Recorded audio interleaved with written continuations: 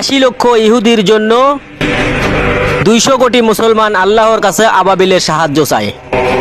যদি আবাবিল আসেও তাহলে ইহুদিদের উপর নয়, 200 কোটি মুসলমানের উপর নিক্ষেপ করবে। রাতের অন্ধকারে যখন ফিলিস্তিনের বুকে গুলি চলে, নিষ্পাপ শিশুগুলো গুলি খেয়ে মৃত্যুর কোলে ঢলে পড়ে। এদিকে 200 কোটি মুসলমান স্ত্রী সন্তান নিয়ে আরামে ঘুমিয়ে পড়ে। বলি ভাই, জান্নাত এত সোজা না। ফিলিস্তিনের গুলি খাওয়া ছোট্ট শিশু যদি আল্লাহর কাছে বলে, ইয়া আল্লাহ, আমাদের বুকে গুলি চলে আর এ জাতি তাকিয়ে তাকিয়ে দেখে, তাহলে জান্নাত তো দূরের কথা, ঘ্রাণও পাবে না। ইয়া আল্লাহ, আমি জানি আমার কথা ফিলিস্তিনের কোনো উপকারে হয়তো আসবে না, কিন্তু তুমি তো রহমান, ইসরায়েলের ধ্বংস না দেখা পর্যন্ত আমার মৃত্যু দিও না।